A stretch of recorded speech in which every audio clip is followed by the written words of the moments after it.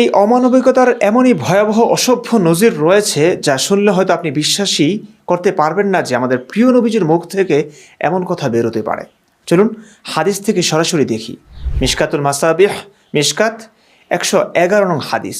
আয়েশা রাদিয়াল্লাহু তাআলা আনহা হতে বর্ণিত, তিনি বলেন, আমি রাসূলুল্লাহ সাল্লাল্লাহু আলাইহি ওয়াসাল্লামকে জিজ্ঞেস করলাম, হে আল্লাহর রাসূল, মুমিনদের নাবালেগ বাচ্চাদের জান্নাত জাহান্নাম সংক্রান্ত ব্যাপারে কি হুকুম? তিনি উত্তরে বললেন, তারা বাপদাদার অনুসারী হবে। আমি বললাম, কোনো নেকামল ছাড়াই? তিনি বললেন, আল্লাহ অনেক ভালো জানেন তারা জীবিত থাকলে কি আমল করত। আমি আবার জিজ্ঞেস করলাম, আচ্ছা মুশরিকদের নাবালিগ বাচ্চাদের কি হুকুম? তিনি বললেন, তারাও তাদের বাপদাদার অনুসারী হবে। অবাক দৃষ্টিতে আমি জিজ্ঞেস করলাম, কোনো বদামল ছাড়াই?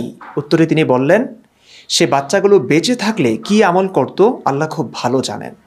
হাদিসটির ভাষ্য কি কিছু বুঝেছেন? আয়েশা জিজ্ঞেস করলেন, মুমিন অপ্রাপ্ত বয়স্ক শিশু মারা গেলে সে কি জান্নাতে যাবে নাকি জাহান্নামে?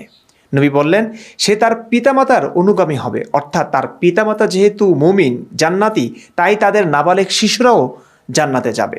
তারপর আয়েশা মুশরিক বা অমুসলিম নাবালেগ শিশু মারা গেলে সে কোথায় যাবে জিজ্ঞেস করলেন।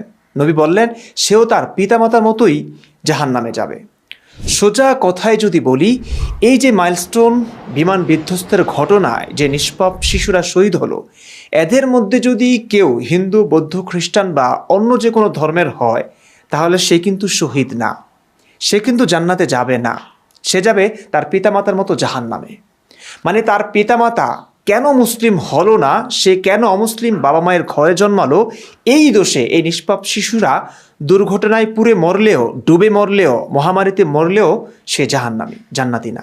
আমি জানি এই সভ্য পৃথিবীর বহু মুসলিম ভাই বোন আছেন যারা নবীকে সভ্য মনে করে বড় শ্রদ্ধার সাথে ইসলামকে মানেন, নবীকে ভালোবাসেন। তারা এই হাদিসটিকে বিশ্বাসই করতে চাইবেন না। শুধু আপনার অবস্থা এমন না, আয়েশা অবাক হয়েছিলেন। হাদিসটি আবারও পড়ুন। আয়েশার অবাক হয়ে প্রশ্ন করা দেখুন। আয়েশা বলেন, অবাক দৃষ্টিতে আমি জিজ্ঞেস করলাম, কোনো বদামল ছাড়াই? মানে এই নিষ্পাপ শিশুর বাবা মা কাফের হলেও এদের তো কোনো পাপ নেই, গুনাহ নেই, বদামল নেই, তবু কেন তারা জাহান্নামে যাবে? এটি আয়েশারও প্রশ্ন ছিল। আয়েশাও বিস্মিত হয়েছিলেন, আমরাও বিস্মিত হই। যেন বিশ্বাসই হতে চায় না, যেন মনে হয় এ কথা সত্যিই হতে পারে না। প্রিয় নবীজি এতটা ননসেন্স কথাবার্তা বলতেই পারেন না? হাদিসটি নিশ্চয়ই মিথ্যা হবে। বিশ্বাস করুন, একজনকে এই হাদিসটি দেখানোর পর সে চট করেই বলে দিল, ধুরু, এটা কোনো কথা, এটা জাল হাদিস। আমি তখন বুঝতে পেরেছিলাম ধর্ম কিভাবে টিকে আছে পৃথিবীতে। এরা জানে না এই হাদিসগুলো সহি, এবং একটা হাদিস যখন সহি হয় তখন কতগুলো ধাপ, কত কত গবেষণা, ঘাটাঘাটি, পর্যবেক্ষণের মাত্রা অতিক্রমের পরই হাদিসটি সহি বলে প্রতীয়মান হয়।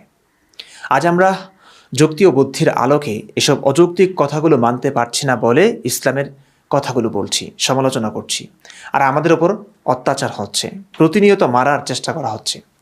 আর আজহারিরা স্বদেশে রাজার বেশিই আছেন, ইসলামের এই অর্ধসত্য বলে মানুষকে ধোঁকা দিয়ে হচ্ছেন জনপ্রিয়, কুড়িয়ে নিচ্ছেন মানুষের অর্থ, ভালোবাসা, শাসন করবার ক্ষমতা, বোকা বানানোর বৈধতা।